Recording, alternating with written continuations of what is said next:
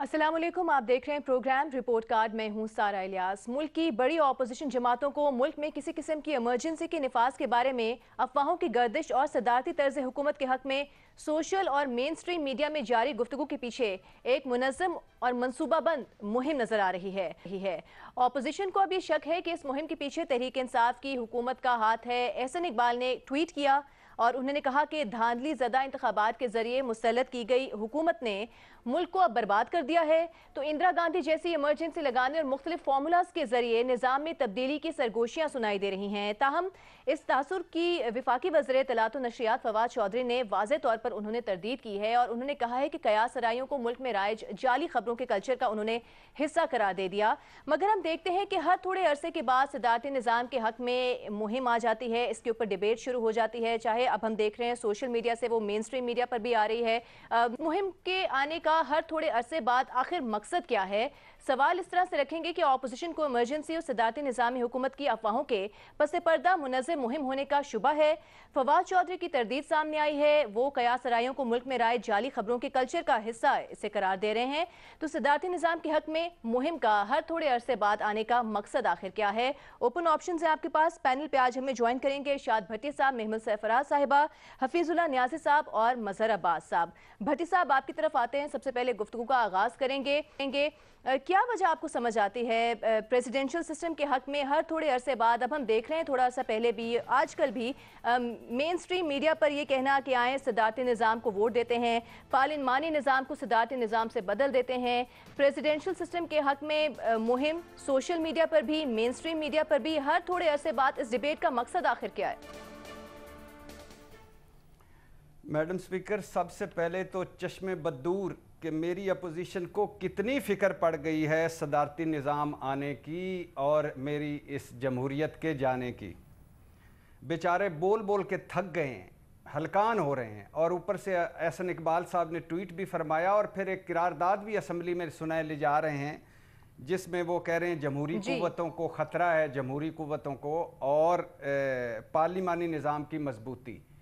मैं कल मजहर साहब भाई और मैं एक प्रोग्राम में थे, वहाँ भी मैंने यही पूछा था और आज फिर पूछ रहा हूँ कि कहाँ हैं जमहूरी कुव्वतें, ज़रा वो हमें भी तो दिखाएं एहसन इकबाल साहब। और किस पार्लिमानी निज़ाम के आप खात्मे की बात कर रहे हैं या किस पार्लिमानी निज़ाम को मजबूत करने की बात कर रहे हैं? कभी ये आपने अपने दौर में बात की जब 6-6 महीने काबीना के इजलास नहीं होते थे, 6-6 महीने नवाज शरीफ साहब असम्बली में नहीं आते थे, साल साल वो सेनेट में नहीं आते थे?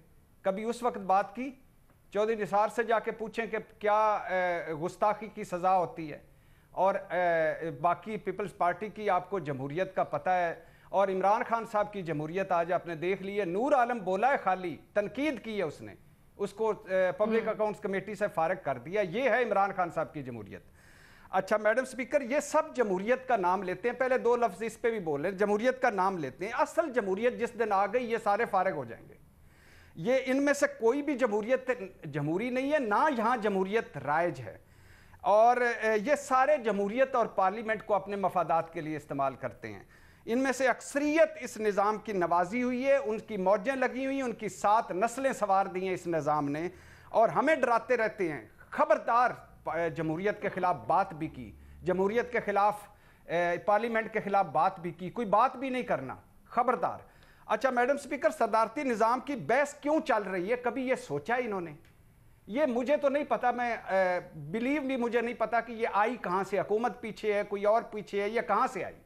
मगर इस पर बहस क्यों नहीं करनी चाहिए? होनी चाहिए बहस। सामने रख रही है कि अपनी खराब परफॉर्मेंस, अपनी नाकामियों पर पर्दा डालने के लिए इस तरह की अफवाहें ज़ेरे गर्दिश हैं। ऑपोजिशन ये कह रही है ये सिर्फ इमरान खान की ना खराब परफॉर्मेंस है। 18वीं तरमीम के बाद सिंध एक मुल्क है, क्या वहाँ परफॉर्मेंस बहुत अच्छी है? और अभी तो कल आपने सर्वे बताया था कि मेरा तो यकीन नहीं, लेकिन सर्वे तो आया कि उस्मान बुज़दार साहब की 51% लोगों ने उस पर इत्मीनान का इजहार किया और महमूद खान नंबर 2 पे हैं। फिर यानी अपोजिशन ने अपने दौर में क्या किया है? छोड़ें इस बहस को कि इसके, लेकिन ये बहस होनी चाहिए। पहली बात, हर सतह पे होनी चाहिए। दूसरी बात, ये आप क्यों हो रही है बहस? क्योंकि ये आदत लेस और ये आदत लेस जमहूरियत और ये जमहूरी निज़ाम नाकाम हो गया है। प्लीज से कर लें, अच्छा। ये ज़हन में रखें, जमहूरियत लाएं। असल वाली जमहूरियत ले आए। मुझे जमहूरियत चाहिए, ये मैं बता रहा हूं, इस किसी के खौफ और डर के बगैर। मगर ये जो हमारे यहाँ डेमोक्रेसी है ये नाकाम हो गई है, ये परफॉर्मेंस लेस निजाम नाकाम हो गया है, ये जमहूर लेस निजाम नाकाम हो गया है। आपके ख्याल में ये जो जमहूरियत यहाँ पर आइज है वो नाकाम हो गई है, और आप समझते हैं कि यही वजह है कि मुहिम बार बार एक हर थोड़े अरसे बाद सामने आ जाती है, इस पर बहस शुरू हो जाती है? भट्टी साहब, ऐसा ही है? ये मैडम स्पीकर, दो जुमले, सिर्फ दो जुमले इसके बाद। ये डरे उस दिन से जब इनके महलात अवाम की नजरों में आ जाएंगे। ये डरे उस दिन से जब इनकी मौजें अवाम को चुभने लगेंगी। डरे उस दिन से जब इनकी तरफ रुख होगा अवाम का। ये किस मुंह से अवाम की बात करते हैं और जमहूरियत की बात करते हैं? ये लुटमार जो निज़ाम है, 5-10% का कैप्चर, एलीट कैप्चर, ये नाकाम हो गया। लुटमार निज़ाम नाकाम हो गया। ये ढीलों और पतली गलियों वाला निज़ाम नाकाम हो गया। अवाम भूख और गुर्बत से खुदकुशियां कर रहे हैं, लोग रुल गए हैं, मुल्क कर्जों में है, कोई इदारा कदमों पे नहीं खड़ा। लिहाजा कोई भी निज़ाम लाओ, सदारती लाओ, जमहूरी लाओ, असल जमहूरी लाओ, मगर वो निजाम लाओ, आखिरी बात, वो निजाम लाओ जिसमें लोगों के मसाइल हल हो। वो निजाम लाओ जिसमें मुझे अस्पताल, थाने, कचहरी में जाकर मेरी भी इज्जत हो। वो निजाम लाओ जिसमें मेरे मसाइल हल हो। अब बस कर दो ये लॉलीपॉप देने हमें कि हम इसी पे ही चढ़े रहें। कोई भी निजाम लाओ, मुझे कोई गर्ज नहीं। कहना है कि अगर असल जमहूरियत इस मुल्क में आ गई तो ये जो सारे सियासतदान पार्लिमानी निजाम के हक में बात करते हैं वो तो सारे फारिग हो जाएंगे। जमहूरियत तो अपनी असल शक्ल में है ही नहीं यहाँ पर। पता नहीं, मैं तो और मजीद कंफ्यूज हो गया हूँ अपने प्यारे भाई इरशाद भट्टी साहब की बातें सुन के। हमारी ग्राउंड्स क्या हैं इस टॉपिक को डिस्कस करने की? आया ग्राउंड ये है कि याया खान अगर जानी था, शराबी था, या उसकी चीजें ऐसी मशहूर थी, तो क्या सरदारती निज़ाम इस वजह से बुरा था? अगर अयूब खान जो है वो उसने कोई काम किए ऐसे जिससे उसकी जिसको कहना चाहिए कि वो कहते हैं कि उसका बेटा जो था उस वक्त उस जमाने में पाकिस्तान पे राज करता था, तो क्या सदारती निज़ाम का नाकाम होने की वजह यही है? पहली बात तो यह है कि पता नहीं इस मुल्क पे क्या सूरत हाल है, सेब का साया है, और हम वो चीज मांग रहे हैं जैसे हमने किसी मुतारिफ नहीं है।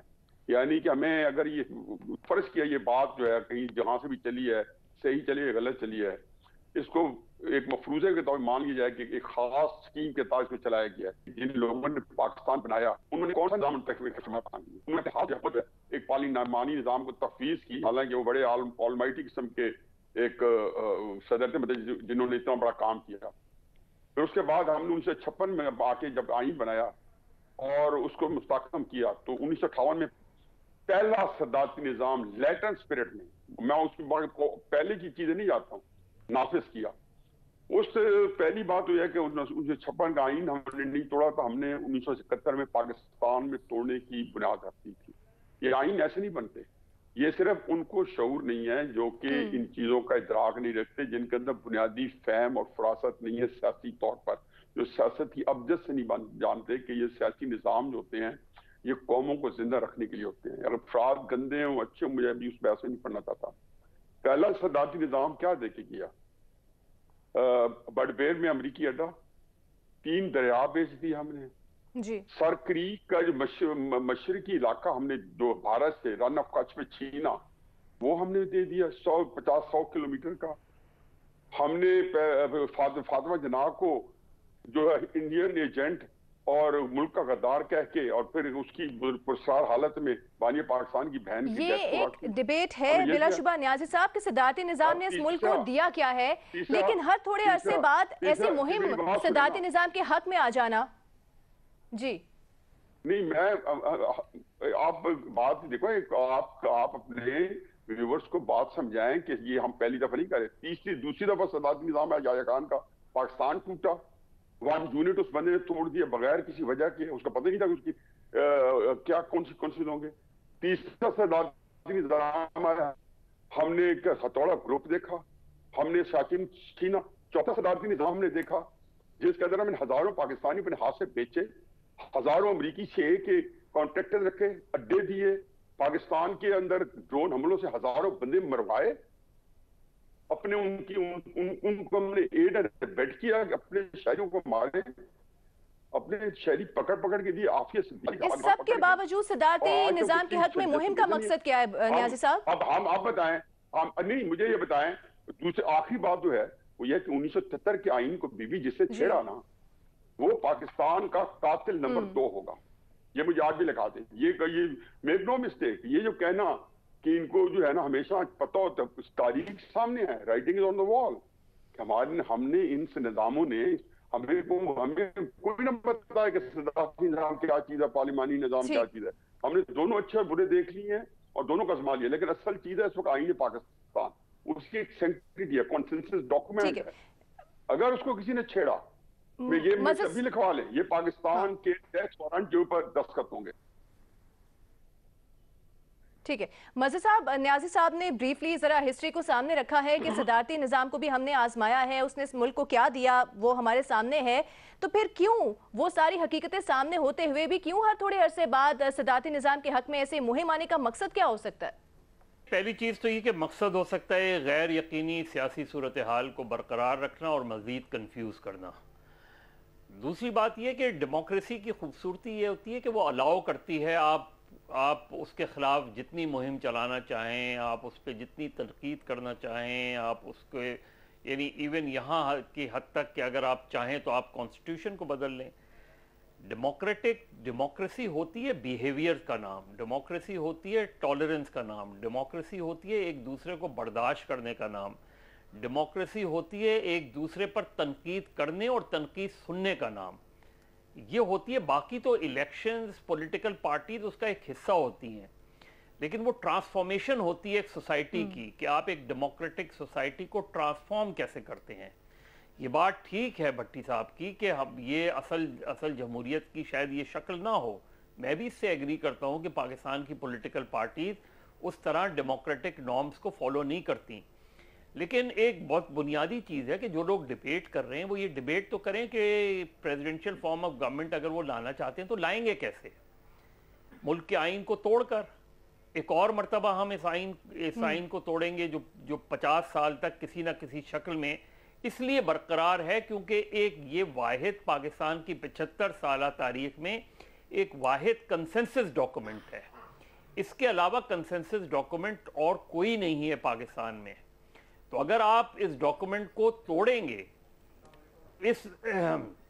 इस चार्टर को अगर आप तोड़ेंगे तो फिर आपको एक और कंसेंसस बनाना पड़ेगा, इसलिए कि पाकिस्तान एक फेडरेटिंग यूनिट्स हैं। पाकिस्तान में उन फेडरेटिंग यूनिट्स को दोबारा आपको एक चीज़ पर लाना पड़ेगा। ये बहुत आसान है कि हम सोशल मीडिया पे एक डिबेट कर लें, उसके लाखों फॉलोअर्स भी हो सकते हैं, उनके सपोर्टर्स भी हो सकते हैं, लेकिन उसके जो तरीक़ाकार है, ट्रेंड्स चलते हैं बाकायदा, वो आसान नहीं है। ये जी क्या कह रही हैं सारा?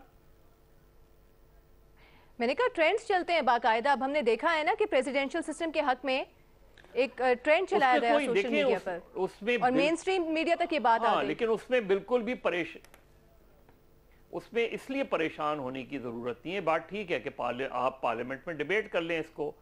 देखिए फवाद चौधरी साहब ने तरदीद किस चीज़ की है? फवाद चौधरी साहब ने इसकी तरदीद की है कि जी ये जो वो चला रहे हैं वो लोग हैं जो झूठी खबरें। असल चीज़ ये कि पाकिस्तान मुस्लिम लीग नून का एक मौक़िफ़ आ गया, सही या गलत आप उससे एग्री कर सकते हैं, डिसएग्री कर सकते हैं। पीपल्स पार्टी का एक मौक़िफ़ आ गया और सियासी जमातों का। पाकिस्तान तहरीक इंसाफ सदारती इलेक्शन पर क्या मौक़िफ़ रखती है? अगर ये बात आ जाए तो फिर पाकिस्तान की तमाम बड़ी सियासी जमातों का एक मौक़िफ़ आ जाएगा। उसके बावजूद भी अगर लोग डिबेट करना चाहते हैं तो मुझे तो कोई प्रॉब्लम नहीं है, बिल्कुल आप डिबेट करें, उसका एक तरीक़ाकार वज़ा करें अगर आप समझते हैं। हमने देखा है कि जी ज़ियाउल हक साहब के ज़माने में 5 सवाल रखे गए और उसका जवाब अगर हाँ में आया तो वो 5 साल के लिए सदर बन गए। अब ऐसा करें, एक और रेफरेंडम रखें, अगर सदारती हक में इलेक्शन के हक में रेफरेंडम में वोट आ जाए तो इमरान खान को 10 साल के लिए सदर बना दें या किसी और को बना दें। ये सारी चीज़ें डिबेट्स होती हैं। यही डेमोक्रेसी हुक्मरानों को बेनकाब भी करती है, सियासतदानों को बेनकाब भी करती है और एक ट्रांसफॉर्मेशन के जरिए चीज़ों को तब्दील भी करती है। वरना आज से 20-22 साल पहले कोई नहीं जानता था कि इमरान खान पाकिस्तान की सियासत में आएंगे। अगर आप इस पे बहस करें तो उसमें कोई गलत बात नहीं है आपकी नज़र में। मेमल, आपकी तरफ आएंगे। जिस तरह भट्टी साहब ने अपने हमारी गुफ्तगू के आगाज़ में कहा कि जमहूरियत तो यहाँ पर अपनी असली शक्ल में राइज है ही नहीं। अगर वो असल शक्ल में आ गई तो यहाँ के तो जो सारे सियासतदान हैं वो तो फारिग हो जाएंगे। फिर न्याजी साहब ने जो एक पस मंज़र सामने रखा कि प्रेसिडेंशियल सिस्टम ने इस मुल्क को दिया क्या है, उस पस मंज़र को हम अगर सामने रखें, वो हम सबके सामने है। उसके बावजूद हर थोड़े अरसे बाद प्रेसिडेंशियल सिस्टम के हक में मुहिम आ जाना सोशल मीडिया पर, मेन स्ट्रीम मीडिया पर, इसका मकसद क्या हो सकता है, क्या वजह है? देखिए, सारा बात सिंपल सी है। इस मुल्क के अंदर जमहूरियत को और सियासतदानों को बुरा भला कहना बहुत आसान है। अभी न्याजी साहब ने तो पूरी एक हिस्ट्री आपको बताई है, पूरी के पूरे आपको माजी याद कराया है। इस मुल्क में सही जमहूरियत चलने कब दी गई है? जिस तरह न्याजी साहब ने तो आईने पाकिस्तान की भी बात की है कि किस तरीके से पाकिस्तान के साथ क्या हुआ ओवर द ईयर्स। कोई जेन्युइन लीडरशिप आती है, सिविलियन डेमोक्रेटिक लीडरशिप आती है, तो उसके ऊपर गद्दारी के फतवे लगा दिए जाते हैं, उनके ऊपर केसेस चला दिए जाते हैं, उनको फांसी भी दे दी जाती है। या फिर उसके अलावा जो है हमने देखा है कि यहाँ पर लीडर्स को असैसिनेट भी किया गया है।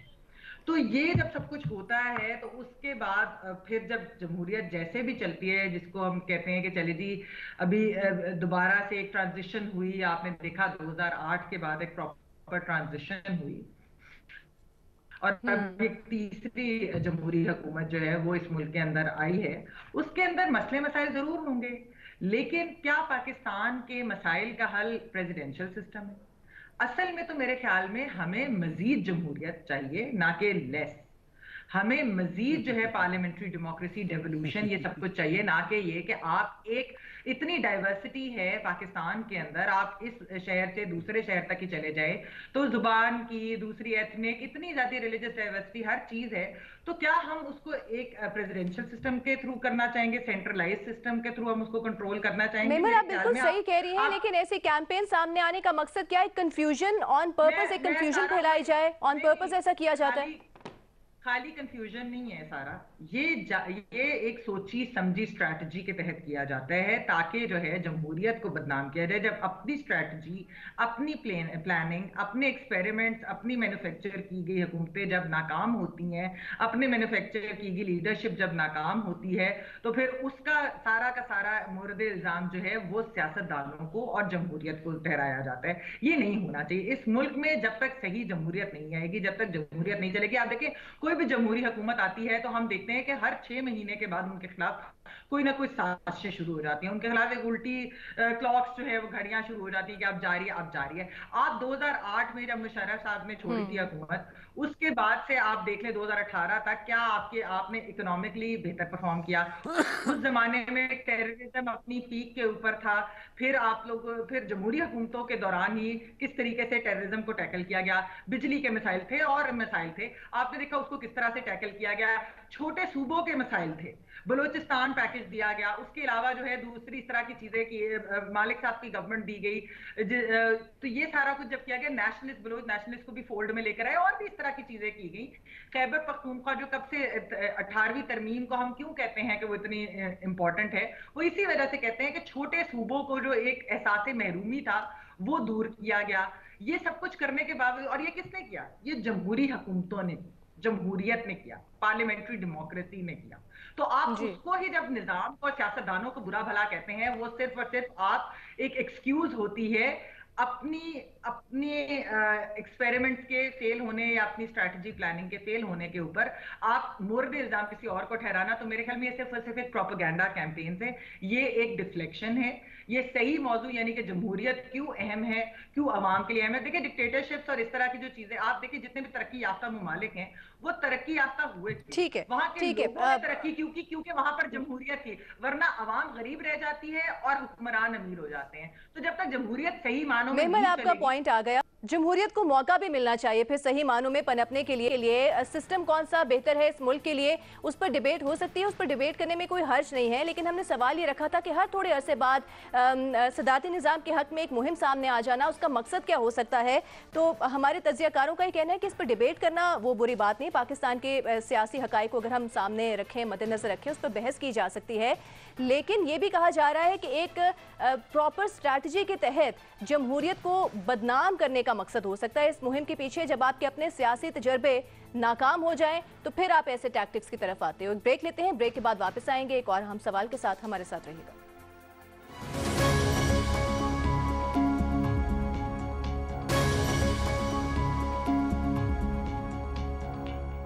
आज एक इंतहाई अफसोसनाक वाकया पेश आया है। लाहौर के इलाके लोहारी गेट के करीब मार्केट में धमाका हुआ जिसमें 3 अफराद जाँ बहक हो गए। मुतादिद अफराद के जख्मी होने की इतलात है। उसमें बहुत से ऐसे लोग हैं जिनकी हालत खासी तशवीशनाक है, उन्हें अस्पताल मुंतकिल किया गया है। धमाके की शिद्दत से ज़मीन में 1.5 फुट गहरा गड्ढा पड़ गया और करीबी इमारतों के शीशे भी टूट गए। इंटेंसिटी बहुत ज़्यादा थी इस धमाके की। पुलिस मौके पर पहुंची, तफ्तीश शुरू कर दी गई। लेकिन हम देख रहे हैं कि ये दहशतगर्दी का पहला वाकया नहीं है। तहम आज के वाकये के हवाले से एविडेंस कलेक्ट किया जा रहा है। इसके बाद हतमी राय जो है वो सामने आएगी कि धमाके की नौयत क्या थी। लेकिन काफ़ी कभी इम्कान है कि एक प्लांटेड डिवाइस के जरिए ये धमाका किया गया है। 2 रोज़ कबल आपको याद होगा इस्लामाबाद में भी पुलिस पर फायरिंग का वाकया पेश आया था जिसमें एक अहलकार शहीद, 2 जख्मी हो गए थे। उस वाकये के बाद वज़ीर दाखिला शेख रशीद ने ये कहा था कि इस्लामाबाद में ये पुलिस पर जो फायरिंग का वाकया पेश आया है इससे ये सिग्नल मिला है कि दहशतगर्दी के वाकयात अब शुरू हो गए हैं, हमें अलर्ट रहना होगा। ये वज़ीर दाखिला शेख रशीद का कहना था कि ये रवां साल का पहला वाकया है, हमें काफ़ी अलर्ट रहने की ज़रूरत। आज हमने देखा कि अनफॉर्चुनेटली लाहौर में भी धमाका हो गया। तो क्या इन दोनों वाकयात का होना इत्तफाकिया है या मुल्क में हम ये कह सकते हैं कि दहशतगर्दी की एक नई लहर सर उठा रही है। तज्जियाकारों से आज हम ये जानने की कोशिश करेंगे। इस्लामाबाद में दहशतगर्दी के वाक़े के बाद लाहौर में लाहौरी गेट के करीब धमाका हुआ जिसमें इत्तलात के मुताबिक 3 अफराद जाँ बहक हो गए हैं। 2 रोज़ कबल शेख रशीद साहब का ये कहना कि इस्लामाबाद में पुलिस पर फायरिंग से ये सिग्नल मिला है कि दहशतगर्दी के वाकयात होना शुरू हो गए हैं। तो क्या मुल्क में दहशतगर्दी की एक नई लहर सर उठा रही है, हाँ या नहीं? क्या ऑप्शंस हैं आपके पास? न्याज़ी साहब, आपके समझते हैं सबसे पहले तो इंतहाई अफसोसनाक वाकया पेश आया, इस्लामाबाद वाला भी और आज लाहौर में भी जो वाकया पेश आया, जो जाँ बहक अफराद हुए हैं उसमें एक बच्चा भी शामिल है। ये महज इत्तेफाक तो नहीं हो सकता। आप क्या कहेंगे कि क्या दहशतगर्दी की एक नई लहर सर उठा रही है, हमें बहुत परेशान होने की ज़रूरत है? मेरा ख्याल है कि बिल्कुल ऐसे ही लगता है और इसके चीज़ें जो है पिछले कई महीनों से लग रहा था कि जब उधर अफगानिस्तान के जब मसाइल हल हो रहे थे तो खैर हमारे जो इतने जो सोच समझ वाले लोग हैं वो समझते थे कि जी पाकिस्तान के अंदर कुछ ना कुछ इसके असरात आएंगे और पाकिस्तान को उसके साथ नती रखने की और लफ्ट रखने की कोशिश की जाएगी। अब इस्लामाबाद का वाक़या हुआ है, इससे पहले फिर दरमियान में उम्मीद लगी थी कि जब तहरीक तालिबान पाकिस्तान के साथ एक मुआहिदा हुआ था जिसमें बड़ी लहदें हुई और हम लोगों ने भी यहाँ पे क्रिटिसाइज किया, फिर पता चला खत्म हो गया है। तो उसके बाद लगता है तो ये किस्मत चीज है कि पाकिस्तान जो है बड़ी मुश्किल से हमने तकलीफ के 8-10 साल 15 साल गुजारे और फिर जाके कहीं से कोई अमन अमान की सूरत हाल हुई थी। अभी 2-4 साल पूरे नहीं हुए कि दोबारा अल्लाह ना करे ये एक बात हमारे खदशात दुरुस्त हो, लेकिन खदशात यही हैं कि एक नई लहर जो है पाकिस्तान को अपनी गिरफ्त में लेने वाली है। उन हालात में जबकि बहुत सारे मसाइल में गिरफ्तार हैं जिसमें लॉ एंड ऑर्डर भी है, जिसमें गवर्नेंस का फेलियर भी हुआ है, टोटली हुकूमतें। ऐसी सूरत में अगर इस तरह की चीज आ जाए तो और इकोनॉमी आपकी जो है वो भी डामाडोल हो, काफी परेशान कुन सूरत हाल हो सकती है। किसी तौर पे दोबारा मुसाकम करने की कोशिश की जा रही है तो ये बहुत तशवीशनाक बात है इन हालात में इन चीजों का पैदा होना। मज़हर साहब, आपकी तरफ आएंगे। इस्लामाबाद के वाक़े के बाद फिर आज लाहौर में ये अनफॉर्चुनेटली ये वाक़या पेश आ गया। तो एक तरफ हम बात करते हैं DGISPR का ये कहना कि सीज़ फायर जो था वो ख़त्म हो गया है TTP के साथ। फिर जब इस मामले को हैंडल कैसे किया जाए, एक बेहतर हिकमत अमली क्या हो सकती है? क्योंकि जो दहशतगर्दी से मुतासरीन हमारे यहाँ पर हैं, हमें उनके कंसर्न्स को भी एड्रेस करना है। एक तो ये कि क्या दहशतगर्दी की एक नई लहर सर उठा सकती है अगर हम हालिया वाक़यात को मद्देनज़र रखें, और एक वाइज हिकमत अमली क्या हो सकती है, क्योंकि हमने बड़ी कुर्बानियों के बाद यहाँ पर अमन कायम किया है। देखिए, दो तीन चीज़ें हैं इसमें करने की। एक तो ये कि जाहिर है जो 3 कीमतें जाने गई हैं और बहुत से लोग ज़ख्मी हैं, जो ज़ख्मी हैं अल्लाह ताला उनको सेहत दे, जो शहीद हो गए उनको जो है जन्नत फिरदौस में जगह दे। लेकिन ये बज़ाहिर ये लगता है कि ये लो इंटेंसिटी था, क्योंकि जो जगह है वो तो बहुत क्राउडेड जगह थी जी। और ये बहुत ख़तरनाक भी हो सकता था, और ये बिल्कुल लर्ल बिफोर स्टॉर्म वाली बात है।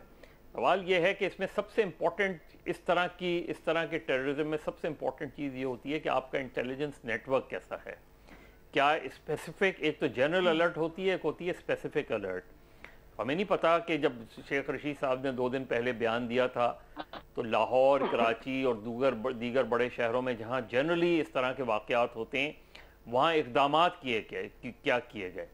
जाहिर है किसी ने आके लाहौर में कोई अनारकली बाजार में कोई डिवाइस लगाई होगी ना, वो डिवाइस कहीं से लेकर आया होगा, उसने वो डिवाइस वहाँ लगाई होगी जी। तो हमारे यहाँ जो पेट्रोलिंग का सिस्टम है, जो सर्च का सिस्टम है, अब जब धमाका हो जाएगा तो उसके बाद आपको हर दूसरी पुलिस वाला मोटरसाइकिल को रोक के चेक किया करेगा। तो हमारे यहाँ जो बेसिक थ्योरी है कि किस तरीके से इंटेलिजेंस नेटवर्क और किस तरीके से सर्च और किस तरीके से चीज़ें होनी चाहिए, उसमें हम बिल्कुल भी ज़ीरो हैं। हम एक रैंडम तरीके से चीज़ें करते हैं। हमारे यहाँ आज तक इसमें डी वेपनाइजेशन का कभी भी कोई कैंपेन चलाई ही नहीं गई। डी वेपनाइजेशन की कराची में आज भी लाखों की तादाद में असला मौजूद है, और जगहों पे भी ये सूरत हाल होगी। तो हमें बेसिक जो आपकी पुलिस है वो टेररिज्म, काउंटर टेररिज्म के लिए तैयार ही नहीं। हम स्क्वाड्स बना लेते हैं, हमारे पास कोई इस तरह की ट्रेनिंग सिस्टम है ही नहीं। धमाका होता है, पेट्रोलिंग शुरू हो जाती है, उसके बाद फिर हम लल पड़ जाते हैं जी। तो ये बिल्कुल। अब इस पर महमल का और अरशाद भट्टी साहब का मौक़िफ़ शामिल करेंगे कि अलर्ट जो वज़ीर दाखिला शेख रशीद साहब ने कहा था कि हमें अलर्ट रहने की ज़रूरत है, उसके बाद भी कोई पेशगी इक़दामात नहीं किए गए, इसकी क्या वजह हो सकती है, क्या ये फेलियर है, इस पर बात करेंगे एक ब्रेक के बाद।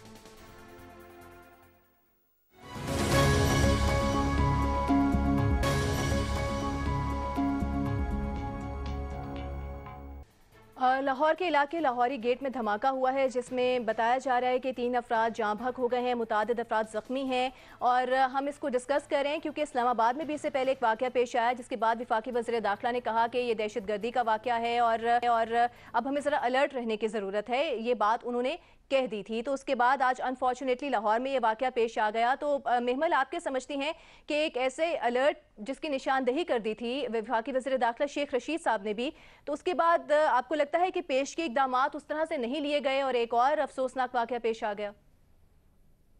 देखिए, सारा असल मसला क्या है? असल मसला ये है कि ये जिस तरह अभी नियाजी साहब ने भी इसका जिक्र किया था कि जब तालिबान की हुकूमत अफगानिस्तान में आई और हमारी हुकूमत ने जिस तरीके से जश्न मनाए गए और जिस तरीके से कहा गया कि ये तो बहुत अच्छी एक चीज़ हुई है, हालांकि बहुत सारे लोग इस प्रोग्राम के अंदर भी ये मामला जब उठाया गया यही कहा गया कि पाकिस्तान के लिए ये शायद कोई इतनी अच्छी बात नहीं है कि एक ऐसी हुकूमत जो इंटरनेशनल रूल्स, कवानीन और किसी भी चीज़ को मानती नहीं है, वो अगर आ जाएगी तो उसको देखकर पाकिस्तान के अंदर स्टेबिलिटी नहीं आएगी। पड़ोस का मुल्क है हमारा, और एक ऐसा मुल्क है कि जिसके अंदर हमारी बहुत सारी चीज़ें शेयर्ड भी हैं जिस तरीके से। तो क्या उनके आने से हमारा मुल्क स्टेबल होगा या डिस्टेबलाइज होगा? तो वो आपको नजर आ रहा है। आप उस वक्त से, उस महीने से लेकर अब तक के अगर दहशतगर्दी के वाकयात आप देख लें उठा के पाकिस्तान के अंदर, तो वो नंबर्स बहुत सारे तो रिपोर्ट भी नहीं होते मीडिया के ऊपर, लेकिन स्ट्रेटेजिकली जिस तरीके से ये बढ़ रहे हैं उसकी वजह ये बहुत बड़ी है कि वहां पर एक ऐसी हुकूमत आई जिसकी वजह से एक तो यहाँ पर जो दहशतगर्द तंजीमें थी, एक्सट्रीमिस्ट तंजीमें थी, वो दोबारा से रीएक्टिवेट देखती हुई। फिर हुकूमत ने जिस तरीके से टीटीपी के साथ नेगोशिएशन शुरू की हैं, दूसरी ये जो चीजें की हैं, हालांकि हम तो एक मुल्क from a position of strength, हमें इस तरह की चीजें क्या करने की जरूरत थी, लेकिन जिस भी वजह से हुई है तो उसकी भी वजह से एक बहुत ज्यादा नुकसान जो है। तो ये जो दहशतगर्दी की लहर है, ये जो हम देख रहे हैं, ये बड़ी एक अनफॉर्चुनेट चीज है, जिसको जिस तरह मैंने पिछले सवाल में भी कहा कि 10 साल की जमहूरी हुकूमतें, दो जो हुकूमतें आई थी, उसके अंदर जिस तरह से कंसेंसस बनाया गया, जिस तरीके से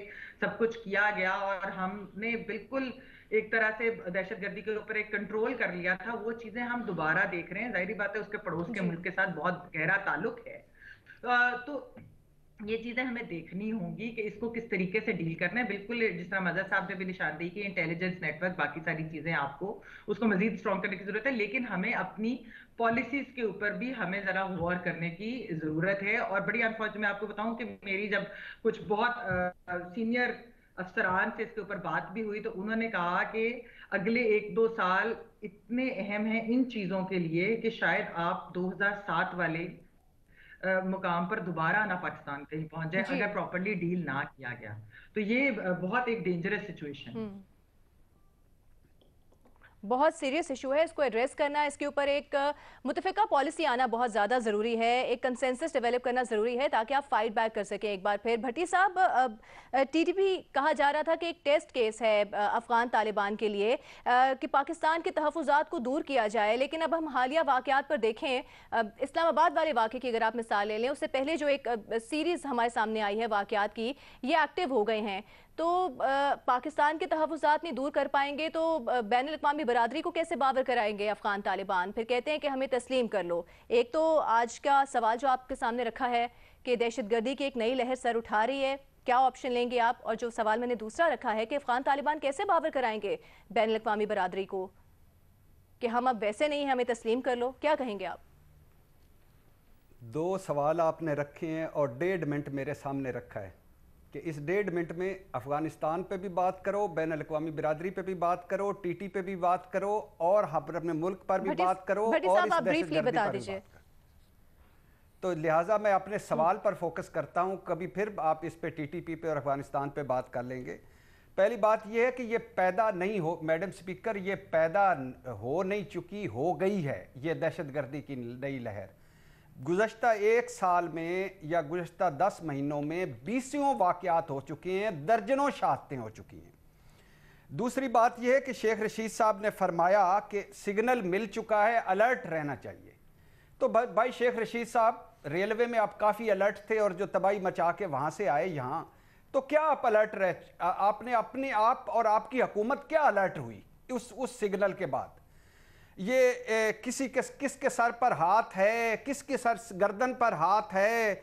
शरीफ माइनस हो चुके हैं, जरदारी साहब इन हो चुके हैं, बिलावल क्या खेल रहा है, मौलाना साहब क्या कर रहे हैं, इमरान खान अगले 50 साल वजीर आज़म रहेगा, मंगल के बाद बुध आएगा। इन तोता फालों और इन पेशीन गोइयों के अलावा असल काम शेख साहब आपका ये है जो ये हो रहा है हमारे साथ।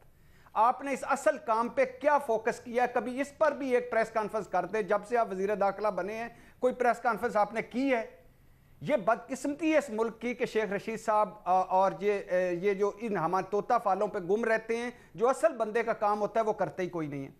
अच्छा, फिर है कि हर वाक़े, हर साने, हर हादसे के बाद हम कह देते हैं बस जी, यानी कोई सानिया होता है दहशतगर्दी की लहर नई चल पड़ी है, दहशतगर्दी की हो सकती है, हमने इंटेलिजेंस शेयरिंग कर दी थी, हमने पहले से बता दिया था और खेत मिट्टी बता दिया था, कोई उसका कदम भी उठाया था, कोई सबक सीखा पिछले से, कोई तैयारी की अगले के लिए, कोई प्लानिंग, कोई ट्रेनिंग, कोई मनसूबाबंदी, 0/0। कहाँ है शेख रशीद साहब की हुकूमत 3.5 सालों में? हर अहम वाक़े, हर अहम हादसे और हर अहम जगह पे कभी मौजूद नजर आई है? कभी कोई ये हुकूमत या हुकूमती कोई इदारा तैयार नजर आया है? बातों के धनी है, बातें करवा लो इनसे। सुबह इनको 6 बजे बिठाओ, एक प्रोग्राम शुरू करो, रात कौमी तिराने तक शेख साहब को बिठाओ, बोर नहीं होने देंगे। ऐसी ऐसी आपको बातें सुनाएंगे, ऐसी ऐसी बातें सुनाएंगे अल्लाह के फजल से कि लोग झूम झूम जाएंगे। मगर जिस काम के लिए है, और मजहर साहब ने असले की बात की, ये जरा इस हुकूमत का किसी दिन पूछिएगा, काबीना वफाकी काबीना ने शेख साहब की मिनिस्ट्री को इख्तियार दे दिया है कि वो लाइसेंस दें। जरा इनसे पूछिए कि इस और कितने लाइसेंस असला लाइसेंस दे दिए हैं। तो ये कोई आगे, अच्छा कोई फिर आगे क्या करना है? अब हमारी एक नेक्टा होता था, हमारा एक नेशनल वो प्लान था दहशतगर्दी के खिलाफ, हमारी एक दहशतगर्दी के खिलाफ रिपोर्ट आई थी, हमने कुछ फोर्सें भी बनाई थी, हमने कुछ बजट भी मंजूर किया था, हमने कुछ भट्टी साहब, शेख रशीद साहब ने ये कहा था कि एक सिग्नल मिला है इस्लामाबाद के वाक़े से, अलर्ट रहने की जरूरत है। लेकिन आज का जो लाहौर में अफसोसनाक वाक़या पेश आया है, तो यहाँ पर पंजाब के हुकाम का कहना है, लाहौर में जो अथॉरिटीज है उनका कहना है कि कोई अलर्ट नहीं था। चलो मुबारक हो, चलो ये डबल बहुत अच्छी बात होगी। शेख साहब और साईं उस्मान बुज़दार दोनों एक दूसरे के बड़े फ़ैन हैं, मुबारक हो, ये इस पे और मुबारक हो। शेख रशीद साहब को बाकी छोड़े मैडम स्पीकर, ये इस्लामाबाद खुदा की कसम अनफॉर्चुनेटली डाकू नगरी बन गया है। कत्ल, डकैतियाँ, दहशतगर्दियाँ, मोबाइल छीनना, राजनियाँ और क्या क्या नहीं हो रहा। ये 18-20 किलोमीटर का 24 किलोमीटर का इस्लामाबाद, शेख रशीद साहब तो इधर कोई फोकस नहीं कर, कैमरे लगे हुए हैं, लेकिन जब भी कोई वारदात होती है वो वारदात कैमरे से जरा लेफ्ट या जरा राइट हो जाती है, इतनी अक्लमंद होती है वारदात। फिर ये आखिरी बात, साईं उस्मान बुज़दार साहब की देल, क्या उन्होंने क्या करना है? मीनार पाकिस्तान, वो एक हमारा पुलिस अफसर है, वो कल कह रहा था, साजिद कियानी साहब उनका नाम है, DIG ऑपरेशन लगे, मीनार पाकिस्तान वाक़या हुआ, बदल दो, बदल गए, खैर यहाँ आ गए, बड़े अरसे बाद वो यहाँ आए, 4 दिन उनको हुए आए हैं, मरी के वाक़े पे बदल दो। ड्राइवर जो कम थे बर्फ हटाने वाली गाड़ियों में क्यों नहीं रखे हुए थे? कोई सजा नहीं। डीजल के उनमें गाड़ियों में मौजूद नहीं था, पैसे कोई खा गए, कोई सजा नहीं। गाड़ियां खराब थी आधी, उसकी किसी को कोई सजा नहीं। नमक ना मिला जो उधर वो बर्फ के लिए, कोई सजा नहीं। और इमरान खान साहब की आज एक मैं क्लिप सुन रहा था कि साउथ कोरिया का जो वजीर आजम है वो कश्ती खुद नहीं चला रहा था, लेकिन उसने वाक़े पे डूबने पे इस्तीफा दे दिया। और 4 पुलिस अफसर, वो साजिद कियानी कल मुझे कह रहे थे कि मैं अब रिजाइन कर जाऊं, यानी वाकया बठिंडा में होता है, बदल इनको दो। और साईं उस्मान बुज़दार को इस्तीफा देना चाहिए था, इमरान खान साहब को इस्तीफा देना चाहिए था, उस मयार के मुताबिक जो इमरान खान साहब ने सेट किया था। मुअत्तलियां और तब्दीलियां वज़ीर आज़म नहीं चला रहा था, हमारे मुल्क में मसाइल हैं। और जो खास तौर पर आज हमने जिस इशू की बात, इस्लामाबाद के वाक़े के बाद शेख रशीद साहब का ये कहना कि हमें थोड़ा अलर्ट रहने की ज़रूरत है, ये एक सिग्नल है कि दहशतगर्दी के वाक़यात सामने आ रहे हैं। फिर हालिया वाक़यात को हम मद्देनज़र रखें तो हमारे तज्ज़ियाकारों का कहना है कि एक तो पेशगी इक़दामात की ज़रूरत है, साथ ही साथ एक मुतफ़िका पॉलिसी, बग़ैर किसी कन्फ्यूजन के एक पॉलिसी सामने आना बहुत ज़रूरी है, ताकि आप एक बार फिर दहशतगर्दी को शिकस्त दे सकें। प्रोग्राम से मुझे दीजिए इजाज़त, अल्लाह हाफ़िज़।